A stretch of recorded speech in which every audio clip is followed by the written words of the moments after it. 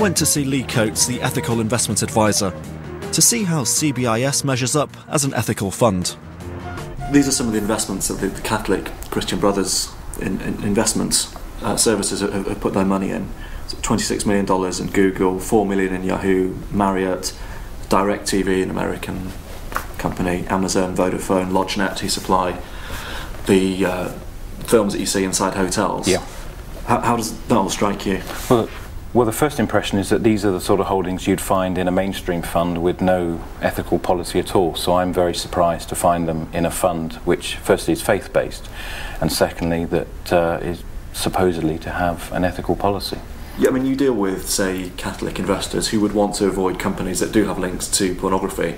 For those people, would these sorts of companies be off the investment list?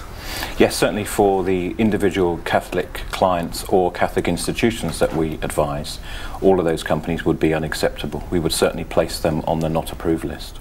But couldn't CBIS use their shareholder position in these companies to pressure them to give up their porn interests? There are many investment institutions and individual investors that start out down that route of buying shares in order to engage. The problem is that very, very few actually have a coherent policy, and there's very little evidence that anyone has actually achieved anything by going down that route. The Catholic fund's investment decisions seemed bewildering. To try and get an explanation, I headed to Rome.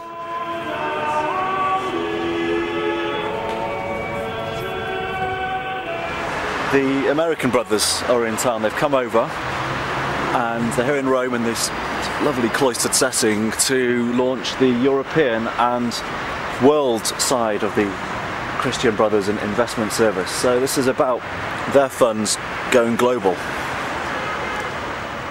I'm sure their intentions to invest ethically are utterly sound, but I found myself sitting next to a row of nuns wondering how the biggest Catholic investment fund had tens of millions in companies which profit from something that everyone here would see as a sin. For over 25 years, Christian Brothers Investment Services in the United States has helped Catholic institutions, religious congregations, and dioceses with responsible investing. After the conference, I got the chance to sit down with Brother Louis de Tomasis, a CBIS founding father who hopefully could enlighten me. Given the Catholic Church's very clear stance on pornography, what's your practical approach to investing in companies which might be linked to porn? It would be very simple, actually. If there were a company that was exclusively or near exclusively involved in pornography, quite simply we say, you know, that's on the no list. Forget about it. We don't want to invest in that at all. However, if there were an entertainment company that was pretty good in all aspects, but we see there was an introduction now of pornography or an introduction of inappropriate direction going. Here is the effectiveness of what CBIS is saying. Through active ownership, what we should be able to do is, so to speak, lobby that corporation and say, don't go there. Don't go that direction. We could be a force for good. Is there a kind of ballpark percent that you have where if a company's involvement with porn is above a certain percentage, then you won't invest in it? Yeah, I wish I could have that. I wish I could give a percentage or some sort of a formula. Like anything that is involved in the area of values, we're talking about something that takes judgment, that takes thinking about, that takes prudential action. Across your funds, you have approximately $26 million invested with Google. Google, through their sponsored advertising links, make significant and sizable money directly from the porn industry. It's estimated by some analysts that they're making several $100 million a year from the sponsored links taking people through to porn websites. You've got $26 million of stock with them.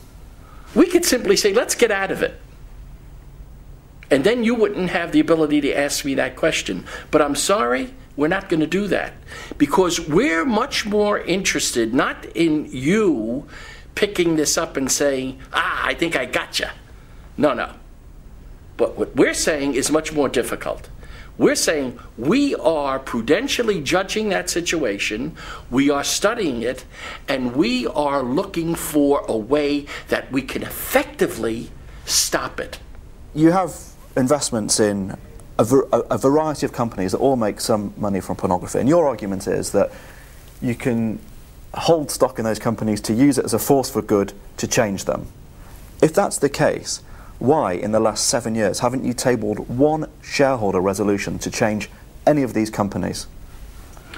Because, first of all, any of these companies, again, are not using pornography as their major source of business. What we're trying to do is find an effective means, an effective way to get them to stop doing that. I understand why something like Google might be or Yahoo might be a more contemporary subject, and you're working on that now. But, you know, hotels we know about, but for 7 years there's been nothing.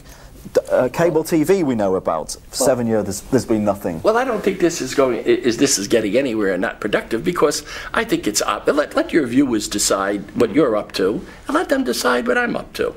And I'm at peace with that.